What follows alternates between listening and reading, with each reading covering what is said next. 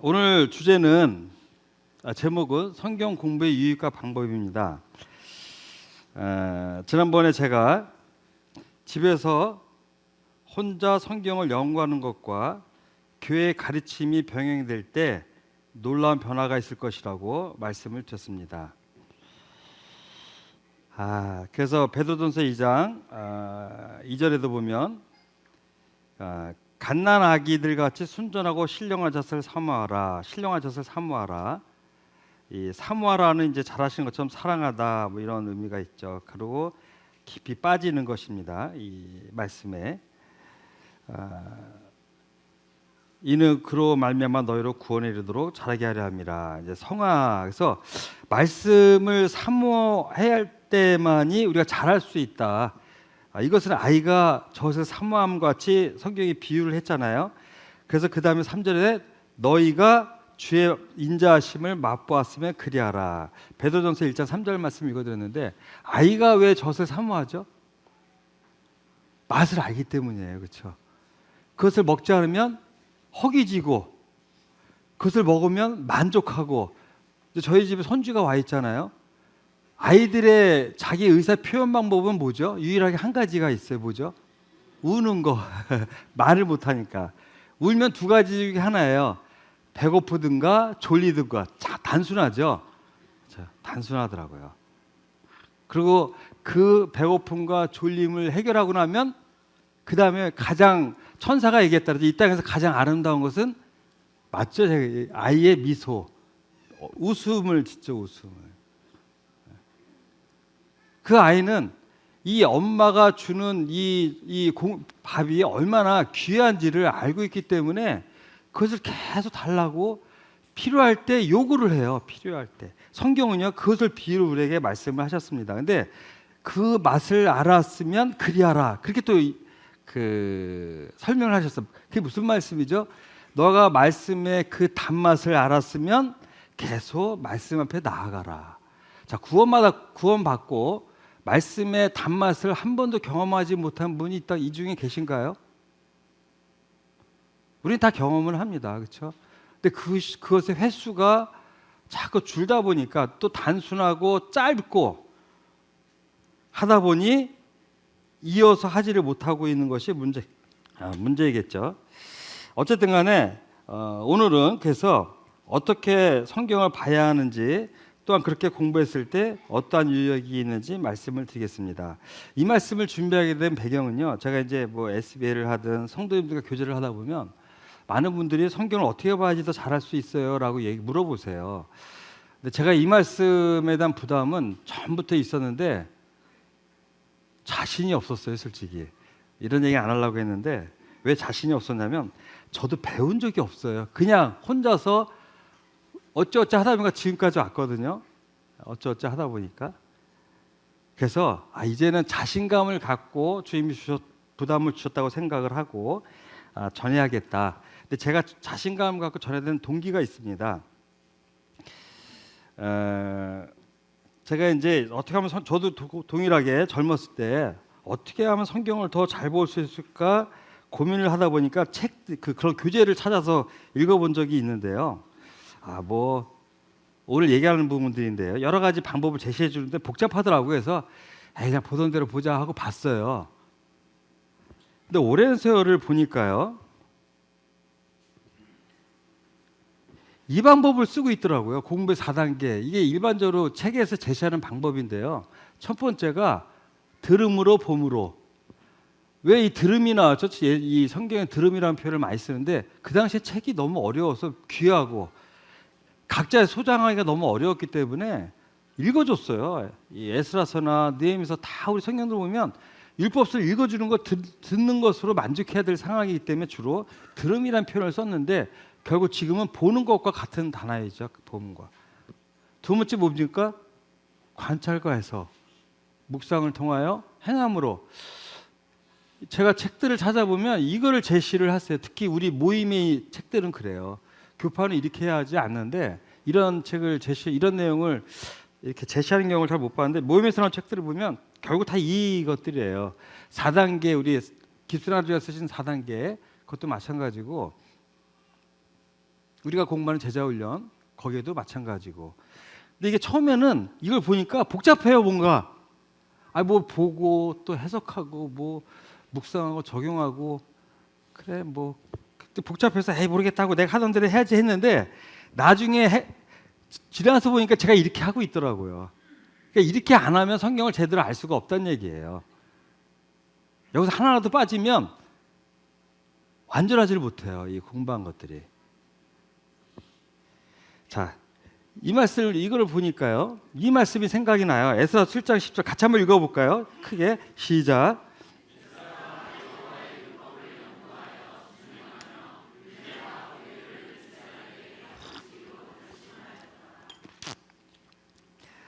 가르치는 자는 특히요 이것을 해야 되는데, 자, 연구하고 준행하며, 여기에 우리가 좀 전에 봤던 보고 해석하고 묵상이 포함이 돼요. 이 세 가지가. 그렇지 않나요? 그렇죠? 이게 성경이 제시하는 방법이더라고요. 결국 보면 연구하고 준행하며. 그래서 오늘은 이 성경 공부의 4단계에 대해서 좀 설명을 드리는데요. 단순히 그냥 이렇게 4개 제시하고 이렇게 하시면 됩니다. 이렇게 하면 또 좀 이 뭔가 동기부여가 안 돼요. 그렇죠? 그래서 오늘은 이 방법적인 것과 왜 이렇게 해야 되는지를 유익한, 왜 이렇게 했을 때 어떤 유익이 오는지를 저 개인적 간증을 통해서 지금 전하려고 합니다. 요즘에 우리가 일독을 성경 일독을 하고 있잖아요. 성경 일독. 신명기 엊그제 끝났죠. 여호수아 가고 있죠. 맞나요, 안 맞나요? 물론 안 하신 분들은 상관없습니다만 어쨌든 그래요. 여호수아를 하고 있는데요. 신명기를 중심으로 좀 말씀을 드리려고 합니다. 그래서 생동감이 있잖아요, 그렇죠? 예. 자, 첫 번째 들음으로 해서 오늘은 2단계까지만 할 거예요. 들음으로 관찰, 해석. 다 하려고 하면 급해져요. 또 말 빠른 사람이 정신없이 가기 때문에 줄였습니다. 그래서 1, 2단계만 하고 다음 시간에 3단계, 4단계 묵상, 행함을 말씀을 드릴 것입니다. 자, 1단계 들음으로 성경 구절에는 우리 이것도 한번 같이 읽어볼까요? 시작. 귀인 자는 들어라. 그 눈이 있는 자는 봐라. 같은 말이죠. 오늘은 잘 들으시면 돼요. 또 잘 보시고 같이. 물론 여기 중에 많은 분들이 이렇게 하고 계세요. 그럼 이 말씀을 왜 전하느냐? 혹시 그렇게 안 하고 있는 분들, 또 궁금하신 분들에게 어쨌든 방향성을 제시하기 위해서 이런 시간을 갖도록 했습니다. 잘했죠? 네, 감사합니다. 신명기 6장을 보면요. 죄송합니다. 앞에 있네요. 6장 6절에 보니까 제가 잘 읽어드리겠습니다. 오늘 내가 내게 명하는 이 말씀을 너는 마음에 새기기 위해서 봐야겠죠. 그렇죠? 마음에 새기고 내 자녀에게 부지런히 가르치기 위해서는 내가 알아야겠죠. 집에 앉았을 때든지 길을 갈 때든지 누워있을 때든지 일어날 때든지 이 말씀을 강론할 것이며. 자, 이 얘기는 뭡니까? 항상 마음에 새겨서 가르쳐야 되는데 언제 하라고요? 앉고 일어서고 가고 눕고 그냥 계속 말씀을 떠나지 말래요. 말씀을. 근데 우리가 이렇게 하지 못하죠. 어쨌든 간에 이렇게 노력을 하라는 것입니다. 그러면 말씀을 봐야 하는 이유를 한번 제가 우선 동기를 드리겠습니다. 신명기 30장을 찾아보시겠습니다. 이건 제가 찾아서 한번 같이 읽겠습니다. 제가 하나하나 읽으면서 말씀을 좀 드리겠습니다. 신명기 30장 15절부터 보시면요.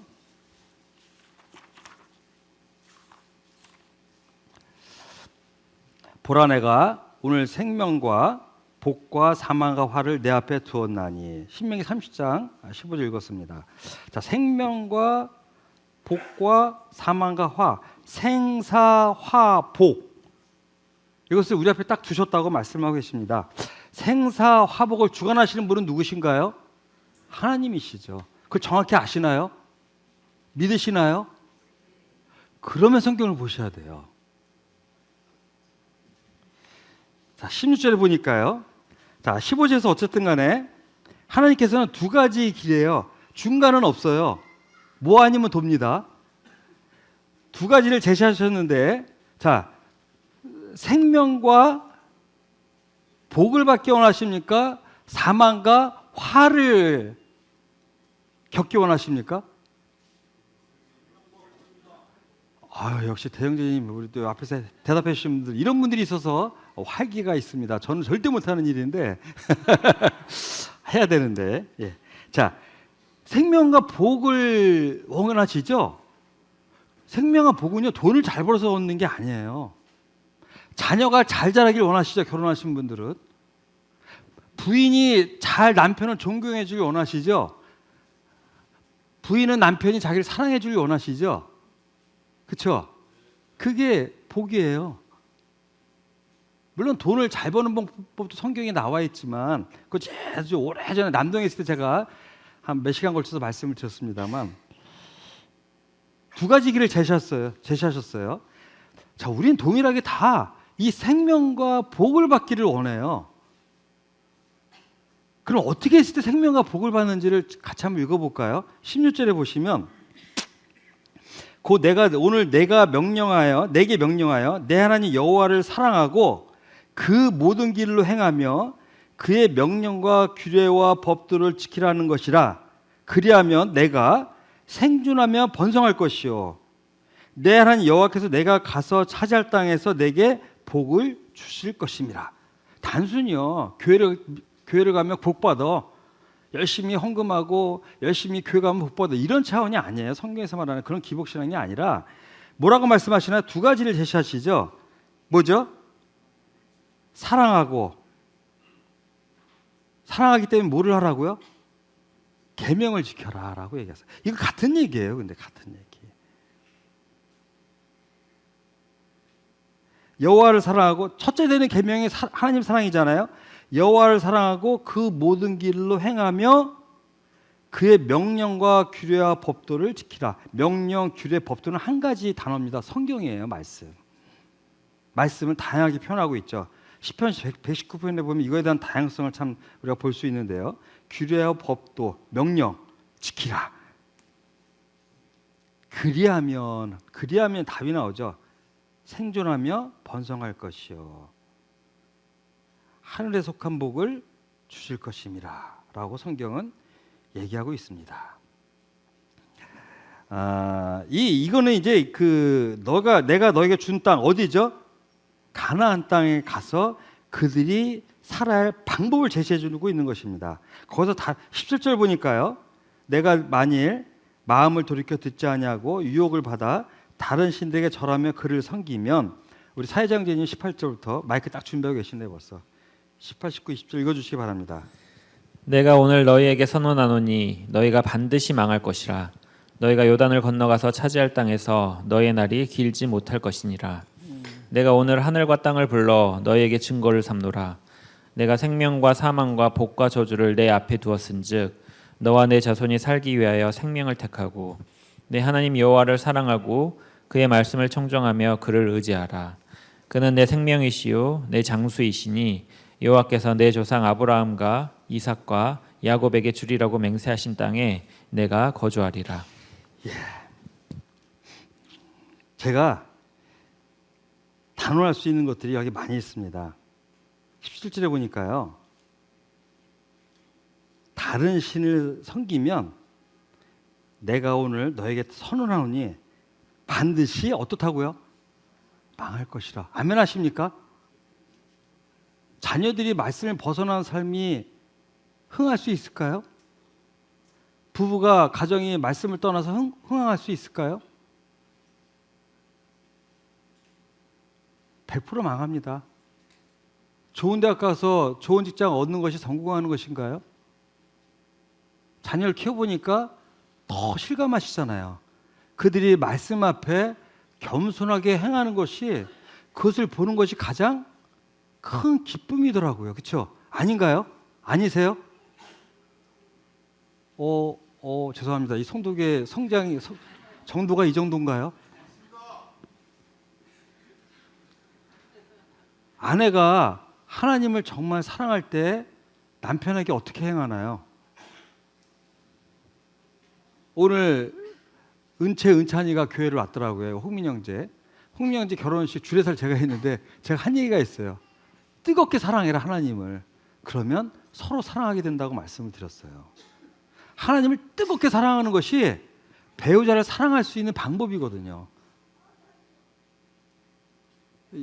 홍민영제 기억해? 그렇게 하고 있나요? 네. 노력하고 있더라고요. 항상 간증하는 거 보면 SBA 하면서 우리가 복을 다른 데서 찾으니까 문제가 발생을 하는 거예요. 복을. 네, 어쨌든 저도 계속 단언할 말씀이 이렇게 있기 때문에 단언할 수 있어요. 말씀을 떠나면요 결코 이 땅에서 행복할 수가 없어요. 물론 천국의 소망은 두 번째로 하고요.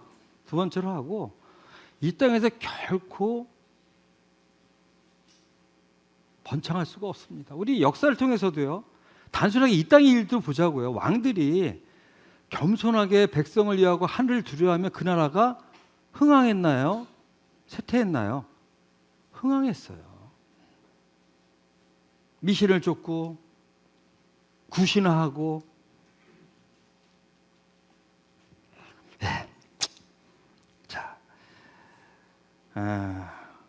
성경은 뭐라고 했냐면 우상을 따르고 너 마음에 말씀을 떠나면 너는 반드시 망한다라고 얘기했습니다. 반드시.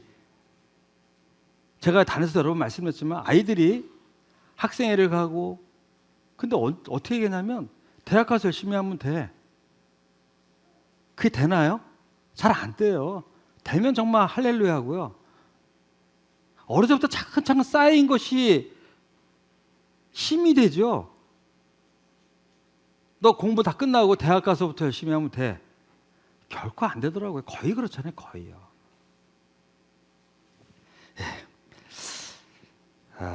자, 그래서 사랑의 이 한번 우리 이 말씀 보면서 다시 한번 차근 생각해 보시기 바랍니다. 지금 얘기했듯이 마태복음에 보니까요. 어느 계명이 크냐 하니까 너는 마음을 다하고 목숨을 다하고 뜻을 다해 주 너희 하나님을 사랑하라 하셨으니 이게 크고 이것이 크고 첫째 되는 계명이다라고 얘기했습니다. 자, 사랑이라고 하는 것.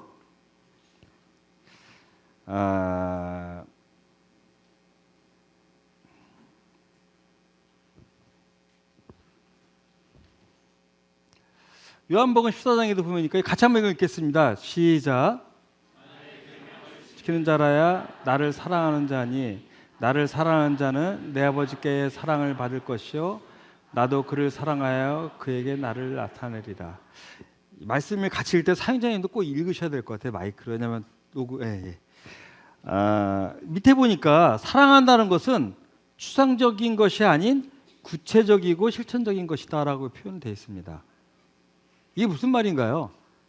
남녀의 사랑이 감정에 치우친 사랑은 오래 가나요? 안 가나요? 안 가요. 사랑은 실체적인 거예요. 추상적인 것이 아니라 구체적이고 실천적인 것. 사랑하기 때문에 참아주고 견디고 믿어주는 거거든요. 이런 거 없이 사랑해 하는데 감정만 가면 그 사랑을 오래 영원할 수가 없습니다.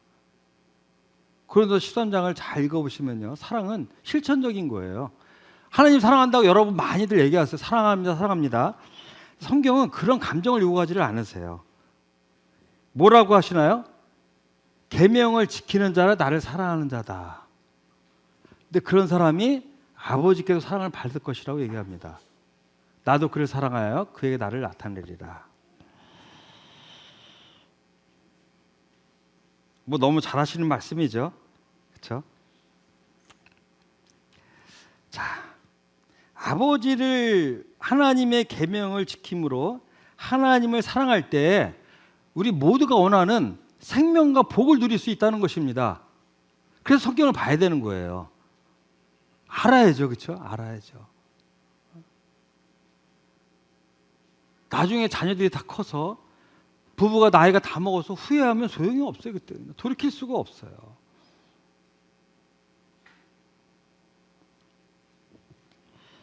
네. 두 번째를 보니까요. 자, 이거 첫 번째 우리가 지금 첫 번째는 뭐였냐면 성경을 봐야 하는 이유. 그렇죠? 우리가 성경을 봐야 하는 이유. 들음으로 봄으로 해서 성경을 봐야 하는 이유에 대해서 잠깐 설명을 드렸고요.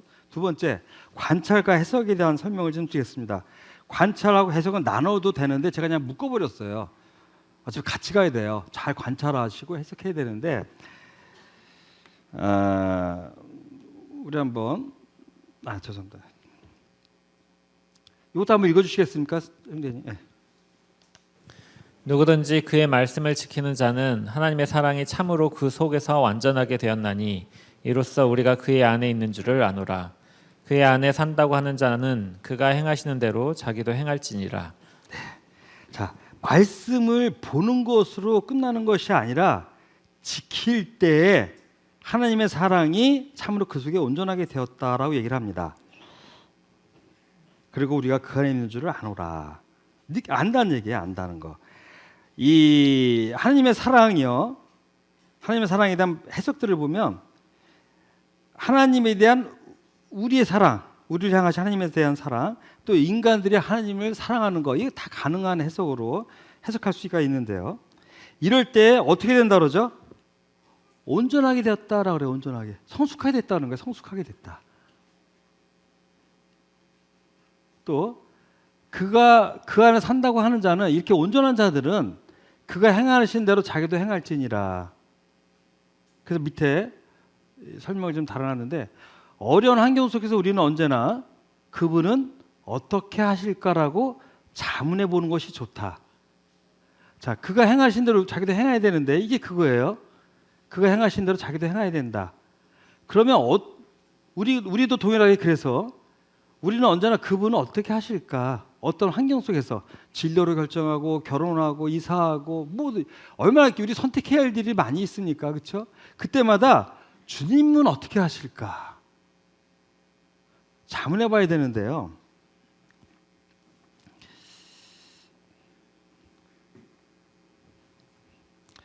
주님은 모든 영역에서 우리에게 본을 보이셨어요. 모든 영역에서.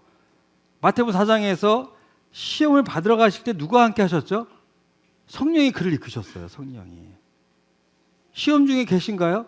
성령님께 물어보세요. 성령이가 말씀 앞에 나아가 보시기 바랍니다. 우리 이 땅에 살아갈 때 정말 매 순간 결정해야 될 그런 상황 속에 우리는 살아가고 있습니다.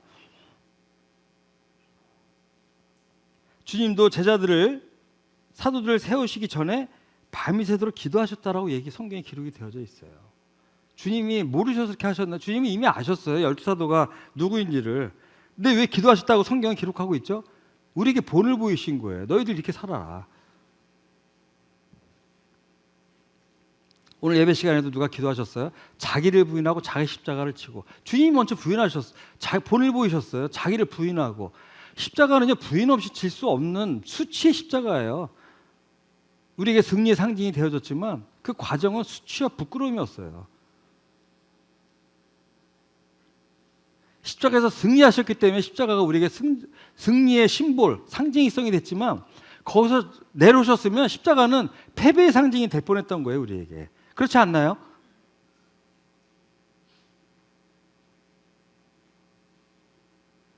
주님이 먼저 본을 보이시고 가셨습니다. 자기를 부인하는 삶.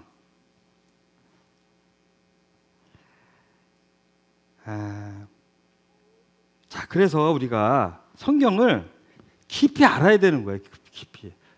그분은 어떻게 하셨을까? 성경을 안 보면 알아요. 그분이 어떻게 하셨는지. 성령이 그냥 다 가르쳐 주시던가요? 성령의 검이라고 분명 말씀하시잖아요. 말씀이 없으면 성령은 일하지 않으세요. 내가 본 성경을 통해서 생각나게 하시고 기억나게 하시는 일을 성령이 하시는 거예요. 합당한 말씀을. 제가 오늘 준비한 말씀들도 거의 다 생각난 대로 정리한 거예요. 이렇게. 어떤 책을 본 게 아니라. 물론 주석도 찾죠. 내가 번역에 해석을 잘하고 있나?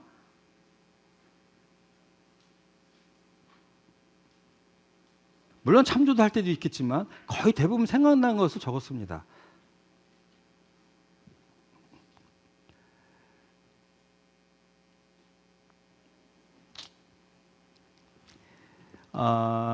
제가 이제 간증을 잠깐 할 건데요. 간증이라기보다 그냥 이게 읽으면서 느낀 점을 좀 말씀을 드리겠습니다. 이 말씀을 보기 전에 우리가 주님이 행하시는 것을 정확히 알기 위해서 성경을 관찰하고 해석을 해야 되는데요. 이거 말씀을 드리고 하는 게 낫겠네요. 이 말씀 신명기 9장 23절을 보니까요. 여호와께서 너희를 가네스 바나에서 떠나게 하실 때 이르시기를, 이제 가나안 땅을 목전에 두고 있는 상황이에요. 너희를 올라가서 가나안에 올라가서 내가 너에게 준 땅을 차지하라라고 얘기해요. 저는 이 말씀이 참 마음에 여러 가지 생각을 하게 됐어요.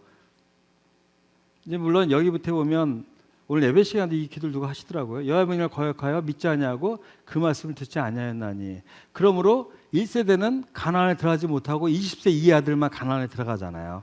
자, 이제 그 얘기를 하신 건데, 내가 너에게 준 땅이라는 표현이 참 와닿았어요. 이번에는요. 이 너에게 준 땅이 어딘가요? 역대상 21장 2절을 보니까 다윗이 여호와과 백성의 지도자에게 이르되 너희는 가서 브엘세바에부터 단까지. 이 단은 어디 얘기냐면요, 하맛 어기를 얘기해요. 단지파가 하맛 어기까지 나아갔어요. 이 자기 땅을 확보하지 못하고, 뭐 자세하게 다 얘기하긴 그렇고요. 그러니까 브엘세바부터 단까지가 하나님께서 이스라엘에게 주신 땅이에요. 근데 다윗이 이걸 왜 계수하라 그럴까? 이스라엘 계수. 다윗 때에 하나님이 이스라엘의 가나안 땅에 들어가서 정복하라는 땅을 완전히 정복했어요. 그전은 못했어요. 그 많은 시간 동안에 다 정복하지 못했는데 다윗 때에 하나님이 차지하라고 한 땅을 그때야 다 정복을 했습니다. 참 어리석죠. 수백 년 동안 다 차지하지 못했는데 어쨌든 간에 다윗 때 차지를 했는데요. 근데 하나님께서 다윗에게 이스라엘 백성에게 준 땅은요, 전 세계가 아니에요. 유럽도 아니고요, 애굽 땅도 아니고요. 어디였는지 아세요? 어디? 지난번 말씀 시간이었나요? 누가 그 지도책을 또 지도를 보여주시던데, 간지라고 하죠. 간지. 열강과 열강의 틈. 지금도 화였고 전쟁 중이죠. 자, 유럽이나 러시아 같이 북쪽에 있는 나라들이 애굽을 침범하기 위해서는 어디를 거쳐야 돼요? 이스라엘 땅. 그 땅을 건너지 않고는 안 돼요. 옆으로 비껴가든가. 느고가 그랬죠. 요시아 왕에게 내가 너희들은 안 건드리고 요 브레스 땅으로 이렇게 갈 거야라고 했던 거예요. 약간 비껴갈 수 있는 땅이 있지만 어쨌든 이스라엘을 통과해야 돼요. 애굽도 북방을 진출하기 위해서는 이스라엘을 침범을 해야 돼요. 그런 땅을 왜 주세요? 좋은 땅 많이 있잖아요. 남아프리카 같이 아프리카 끝에 있는 땅을 주시면 뭐 이렇게 거기에 욕심내고 누가 이렇게 내려오겠습니까? 캐나다 같이 북유럽 같이 얼마나 좋은, 여행자들한테 물어보니까 북유럽을 최고로 쳐주더라고요. 정말 아름다운 땅이에요. 제가 이렇게 관광 테마 같은 거, 여행 테마 같은 걸 보니까 너무 좋은 땅이더라고요. 아름답고. 이스라엘은 물도 잘 없어요. 왜 하나님은 그런 땅을 주셨을까요?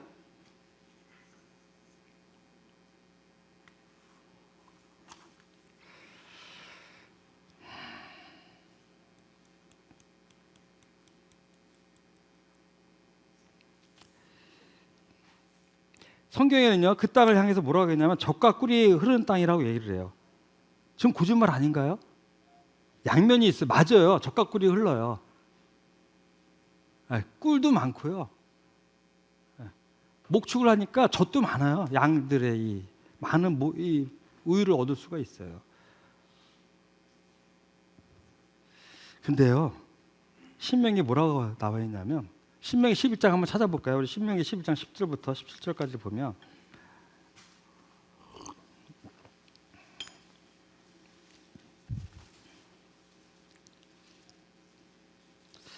길어서 다 읽지는 않고요. 제가 좀 읽어드리겠습니다.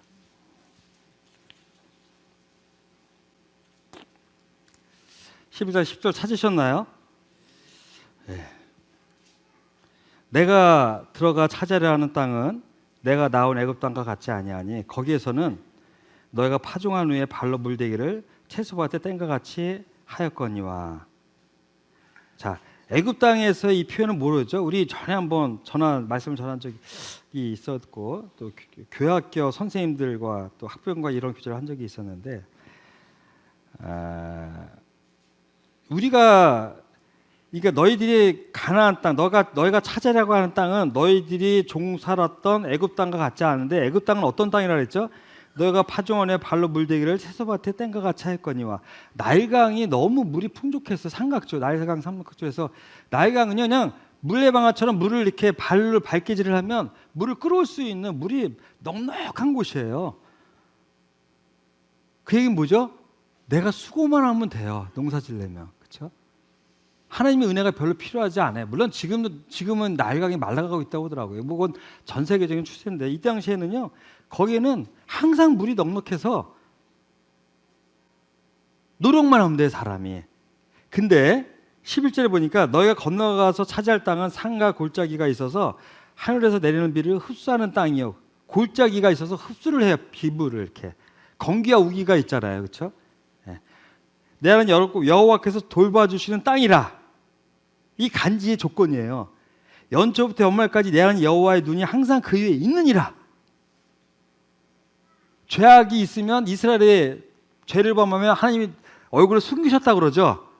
그러니까 그 땅은 저주의 땅이 되는 거예요. 근데 여호와께서 바라보시면 축복의 땅이 되는 거고 눈을 돌이키시면 저주의 땅이 되는 게 간지예요. 이 이스라엘 땅.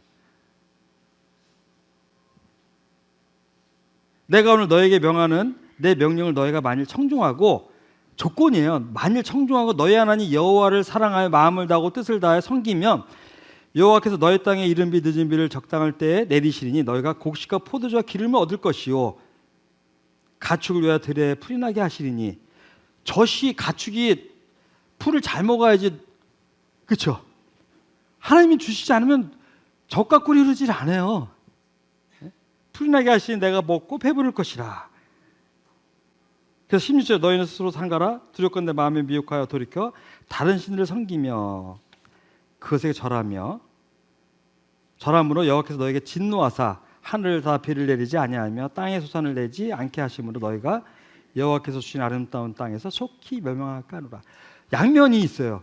여호와께서 주신 땅을 본인이 뭐라고 표현하세요? 본인이 지금 뭐라고 표현하셨어요? 아름다운 땅. 근데 거기서 어떻게 된다고요? 17절에 범죄하면 멸망한다고 얘기하십니다. 멸망한다. 여기 보면 14절에 이른 비와 늦은 비를 적당한 때에 내리시니 이른 비는 10월이고 늦은 비는 3월에 내리는 비인데요. 우리하고 달라요. 그 12월에 장마가 와요. 이 10월부터 3월까지 비가 근데 3월에 비도 추수할 때 비가 많이 내려버리면요. 망치잖아요. 그렇죠? 우리 농사하시는 분들 추수할 때 비 많이 내리면 안 되죠. 추수한 다음에 비가 많이 와야 돼요. 그래서 파종을 또 하잖아요. 그렇죠? 적당할 때 이 이른 비와 늦은 비와 이것이 적당하게 오고 우기 때 골짜기에 비를 잘 머금어야지 한 해 농사가 아무 이상 없이 질 수가 있는 땅이 바로 이 간지예요. 간지. 제가 왜 제 생각을 했느냐 하면 제가 어쨌든 조그맣게 사업을 하고 있잖아요. 제가 이 간지 같은 사업을 하고 있어요. 뭐냐면 우리 계통에 대기업들이 있어요. 삼성, 이 가전하면 삼성, LG처럼 제가 이런 것도 단에서 좀 말씀드린 적이 있는데 뭐 A사, B사, 이런 C사 이런 회사들이 큰 회사들이 딱 버티고 있어가지고 그 틈을 못 들어가요 이게. 그럼 그 밑에 우리 같이 소소한 회사들이 몇 개가 있어요. 그래서 제가 한번 대적해 보려고 연합을 좀 시도해 봤어요. 조그만 회사들 다 연합을 시키면 지금 등치를 키울 수가 있잖아요. 제가 이 사업을 하게 된 것도 그 중에 하나를 인수해서 이 사업을 하게 됐는데 이 인수하는 것도 하나님의 은혜더라고요. 주님이 더 인수를 못하게 하시더라고요. 막으세요. 그래서 저는 항상 그 큰 기업들 틈에서 살았어야 됐어요. 큰 기업이 하면 어이구 그래서 저는 거기서 배짱을 잃어본 적은 없어요. 상태가 나빠지면 어떡하지? 그리고 그 대기업에서 우리와 같은 제품을 안 하는 회사가 있고 갖는 회사가 똑같은 제품이 있는 회사가 있고 없는 회사가 있는데요. 그 없던 회사가 우리와 같은 제품을 개발한다는 소식을 들으면 마음이 너무 심란한 거예요. 왜? 그 회사들이 제 걸 써주고 있거든요. 그 대리점들이. 그 큰 회사인데 그 회사에서 그 제품을 생산 안 하기 때문에 우리가 그걸 납품할 수가 있거든요. 그 대리점들한테. 삼성 대리점들한테. 삼성 대리점 가면 삼성 것만 있나요? 중소기업 상품도 좀 있잖아요. 제가 그렇게 그 대리점에 납품을 해요. 근데 걔네가 내가 만드는 걸 만든다 그러면 이런 조마조마한 마음이 있는 거예요.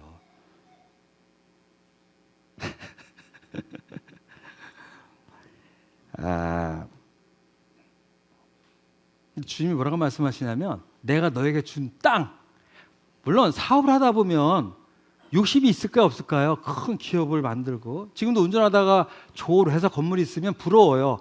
나도 저렇게까지 한번 해보고 싶긴 했는데 근데 욕심은 별로 없어요.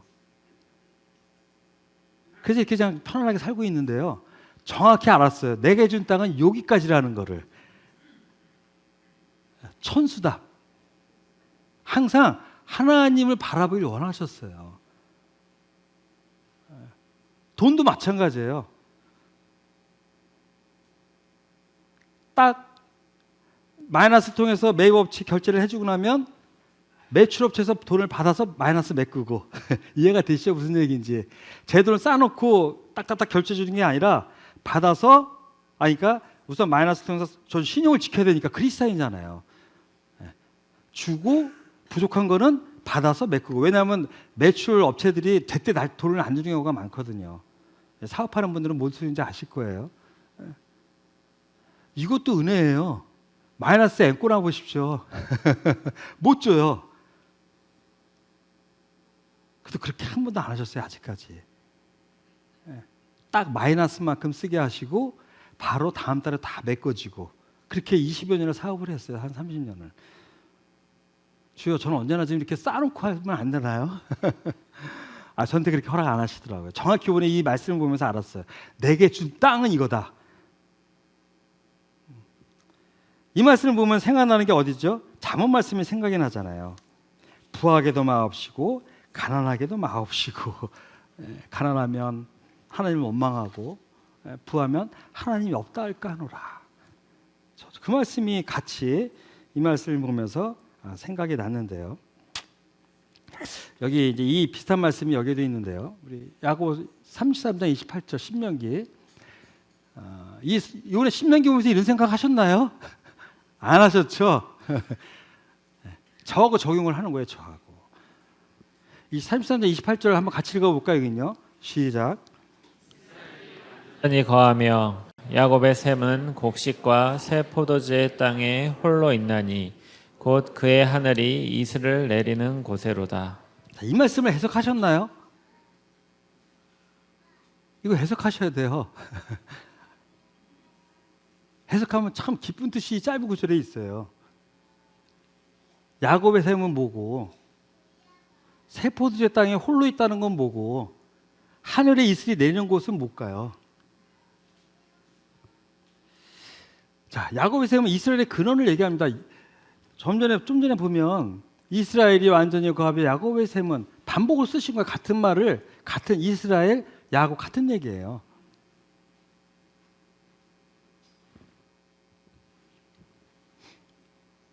이스라엘 근원을 얘기해요. 이 근원. 히브리서에도 그런 말이 있죠. 거룩하게 하시는 이와 거룩하게 하는 자들, 주님과 우리들이 다 한 근원에서 난지라. 주님 우리를 형제라 부르시려 부끄러워하지 아니하셨다. 이 한 근원. 이 한 근원에 대한 해석은 뭐 윌리엄 할아버지도 다르고 존 헤딩이나 다비가 달라요. 너무 신기하죠. 윌리엄 할아버지는 한 육체를 입었다라고 이걸 해석을 하시더라고요. 근데 존 헤딩이나 다비는요. 한 믿음, 하나님으로부터 났다라고 얘기를 해요. 저는 그걸 지지하거든요. 근데 하나님으로부터 난 자들이에요. 주님과 우리가 거룩함을 입은 자, 주님과 우리가 한 근원. 그래서 우리 형제라 부르기를 부끄러워하지 아니하셨다. 저는 문맥을 보면 그게 맞는 것 같아요, 그렇죠? 우리 하나님의 한 자녀이기 때문에 주님이 우리를 형제라 부른 것을 부끄러워하지 아니하셨다는 얘기거든요.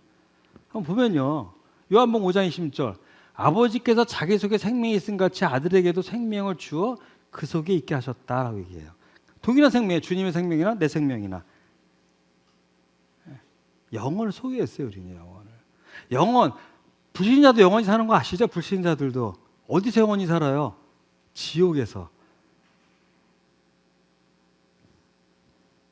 요한일서에도 또 나와 있죠. 5장 11절. 또 증거는 이것이니 하나님 우리에게 영생을 주신 것과 이 생명이 그의 아들 안에 있는 그것이라. 아들이 있는 자에게는 생명이 있다. 우리 아들이 우리 안에 있나요? 예수님 우리 안에 계신가요? 생명이 우리에게 있어요. 아들이 없는 자에게는 그 하나님의 생명이 없는 것입니다. 자, 근원이 이게 근원, 이 야곱의 셈, 이게 그 셈의 해석입니다. 자, 다음에요. 곡식과 새 포도주 땅에 홀로 있나니. 곡식과 새 포도주 땅에 홀로 있다. 예, 곡식과 새 포도주 땅은 어딜 얘기하나요? 가나안 땅을 얘기해요. 가나안 땅. 홀로 있다라는 건 뭐예요? 하나님이 이스라엘에게 주셨다는 것입니다. 홀로 있다. 하나님이 이스라엘에게 주셨어요. 자, 거기는 뭐라 했죠? 젖과 꿀이 흐르는 땅인데 조건부가 있죠. 하나님을 경외할 때. 자, 아까 읽었던 신명기 30장은요. 시편 34편을 보면 경외의 이유가 돼요. 그 말씀은. 생사화복이 우리가 하나님께 있음을 우리가 하나님 경외하게 되는 거예요. 봐야 하는 이유이지만 경외하는 이유, 경외할 수밖에 없는 이유. 두려움을 가졌죠. 심판의 권한이 하나님께 있으니까. 그렇죠? 신명기 8장 7절, 11절, 11장 14, 15절을 보시면 이 설명이 나와요. 젖과 꿀이 흐르는 땅이라는 설명이. 자, 그래서 다시 신명기 33장 28절 읽으면 이제 해석이 되죠. 이스라엘이 안전히 거하며 야곱의 셈은 곡식과 새 포도주 땅에 홀로 있다. 야곱의 셈, 후손들을 얘기하죠. 이스라엘을 얘기하는 거예요. 지금의 이스라엘. 곡식과 새 포도주 땅에 그들이 차지할 것인데 여기 하늘의 이슬이 내리는 곳이다라고 설명을 해요. 이건 또 뭐냐면요. 그러니까 우기 때 빗물을 흡수를 하는데 평상시에도 물이 없어도 수문이 필요하잖아요. 항상 이슬을 내려주세요. 가나안 땅에 이슬을 내려주심처럼. 이슬의 중요성을 아시죠? 촉촉히 적셔주잖아요, 만물을. 간지, 이스라엘 땅은 이슬이 있는 땅이에요, 이슬이. 이거 이슬이 없으면 이 땅은 메마른 땅이 돼요.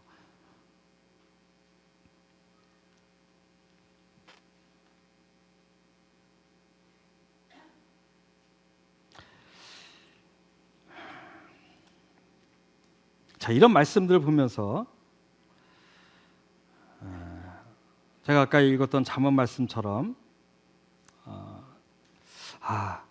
주님은 나에게 물론 환경 따라 더 어려울 수도 있고 근데 저는 사업을 말씀을 드리는 겁니다. 주님이 나에게 이걸 허락하셨 이유가 이거구나. 내가 좀 노력을 확장해 보려고 노력도 해봤고 우리 고만고만한 회사가 한 3-4개가 있습니다. 대한민국에. 근데 저는 자부심이 있어요. 내 브랜드를 갖고 하니까. 잘 모르시지만 제 브랜드를. 브랜드 없이 OEM 방식으로 그러니까 하청업체도 정말 많아요. 대한민국에요. 부품업체도 많고요. 또 전 제 브랜드를 갖고 있습니다. 당당하게. 근데 저 이 브랜드를 키워보고 싶었는데 주님은 여기까지라고 말씀하시더라고요. 근데 후대가 할 수 있어요. 저희 이 회사 시작할 때 저에게 약속하신 말씀이 있거든요. 아브라함에게 하신 말씀을 주셨어요. 내가 바다의 모래같이 많게 하리라. 그래서 저는 제때 이루어질 줄 알았는데 아브라함은 그걸 봤나 안 봤나요? 못 봤어요. 후대에 봤어요. 후대에. 하늘에서 봤겠지. 하늘에서. 물론 거기에는 우리까지 포함이 돼요. 우리까지 확장 해석하면. 그 우리 직원들한테도 얘기했어요. 너희 때 할 것 같다. 나 때 끝났다. 내가 볼 때 나이도 있고 나 때는 안 주실 것 같아. 아브라함에게 하신 것처럼. 너희 때는 모르겠다. 근데 그것도 역시 이스라엘 간지예요. 그렇죠? 영적으로 해석하면 우리까지 포함이 되지만 그걸 누가 알겠습니까? 하나님이 하시겠죠. 저는 이번에 신명기를 보면서 제 인생을 돌아봤어요. 그리고 정리가 됐어요. 인생이. 주님이 정말 여기까지 허락을 하셨구나. 그럼 이제 빨리 이제 일을 내려놓는 게 일이잖아요. 여기까지니까 열심히 노력을 하고 있는데요. 어쨌든 그런 생각을 하게 됐습니다. 그래서 우리가 이제 제가 간증을 통해서 말씀을 드렸는데 이 로마서 12장 3절 말씀도 생각이 나요. 같이 한번 읽어볼까요? 자, 같이 한번 읽겠습니다. 시작. 내게 주신 은혜로 말미암아 너희 각 사람에게 말하노니 마땅히 생각할 그 이상의 생각을 품지 말고 오직 하나님께서 각 사람에게 나누어 주신 믿음의 분량대로 지혜롭게 생각하라. 이스라엘 백성들이 하나님께서 그 주신 땅, 그들이 그 전쟁하는 과정을 보면 하나님이 함께 하셨잖아요.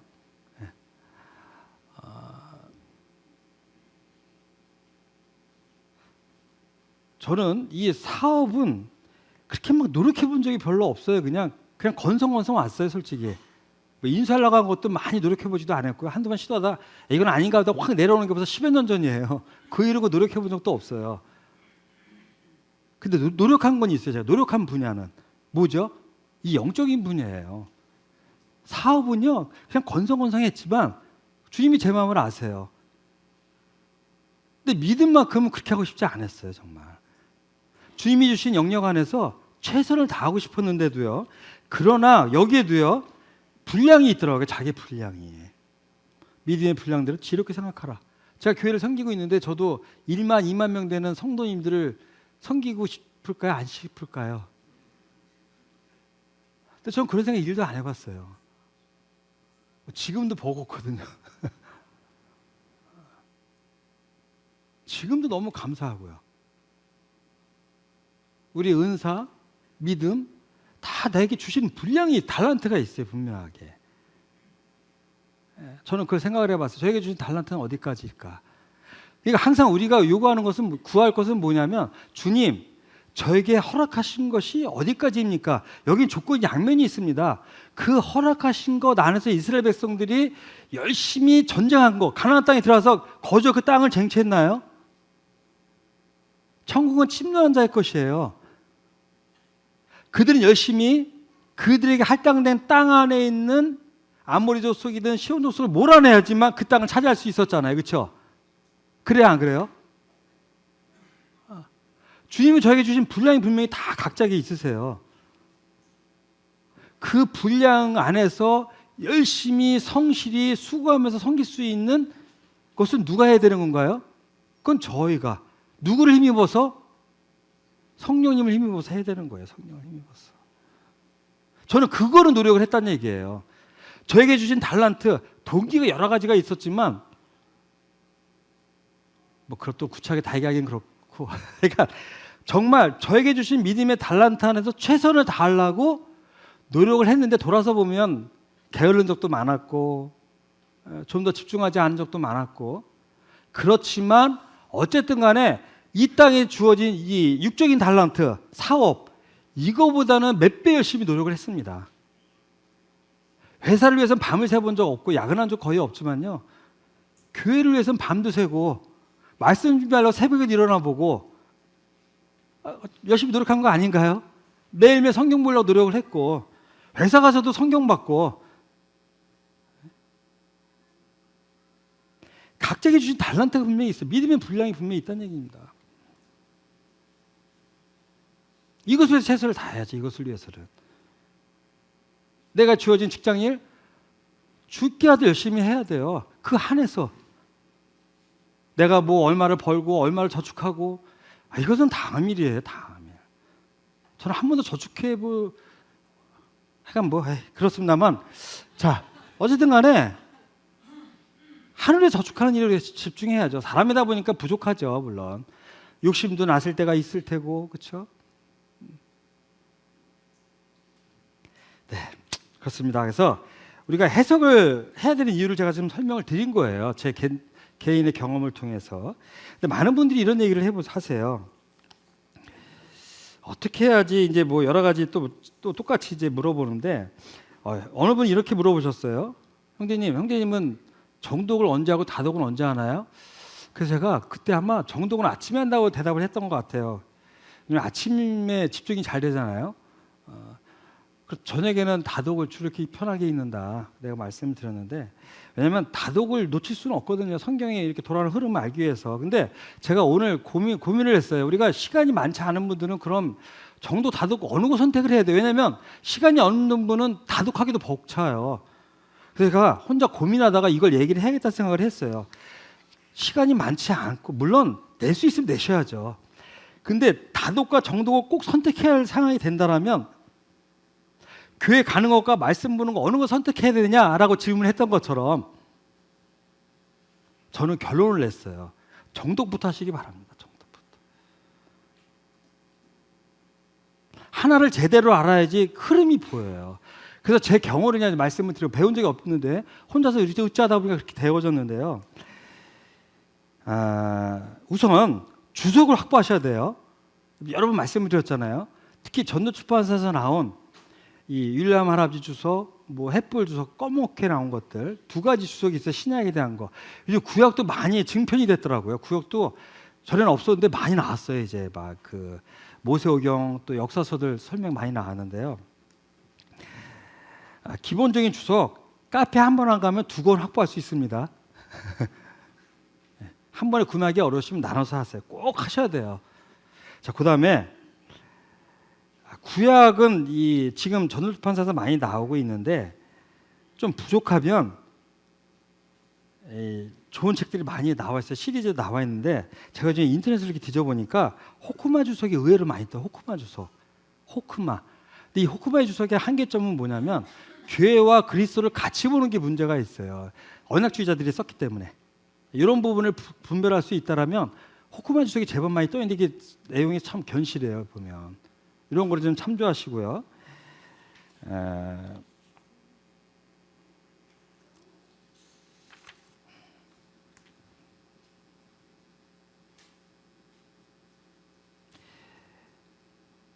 신약을 이제 구약과 신약 어느 거 먼저 봐야 되느냐 그러면 저는 개인적으로 이 개인적인 거다 지금 얘기하는 건 다 제가 호크마 얘기는 안 하려고 노력을 했는데 구비가 한 번에 안 되기 때문에 제가 말씀을 드린 거예요. 혹시 많은 분들이 왜 그런 걸 여기서 얘기해? 책 선전하는 거 아니고요.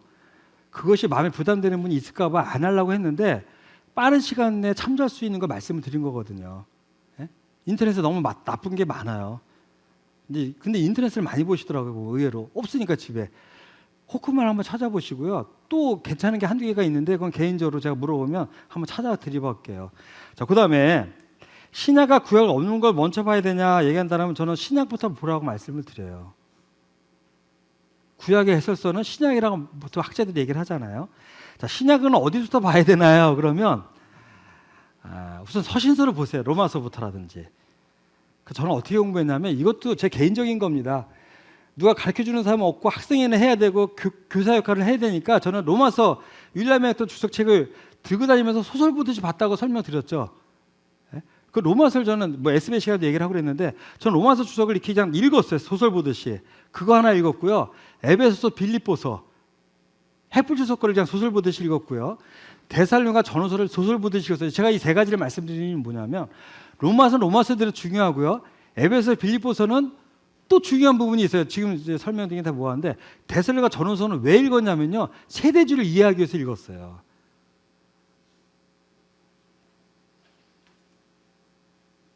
자, 사복음서는 어디서부터 봐야 되나요?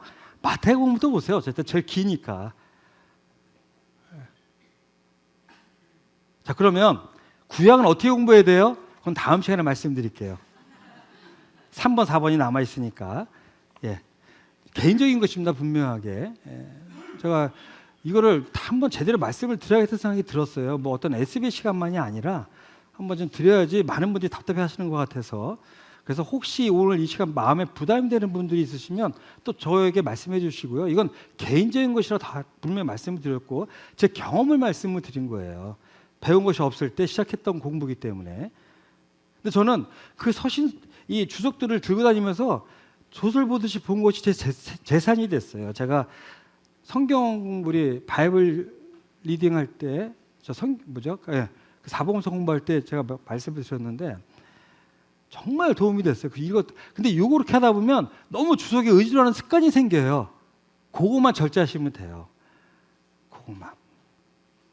그래서 좋은 빨리 가는 방법이 그거예요. 이 소설 보듯이 한번 쫙 봐보세요. 흐름이 나와요.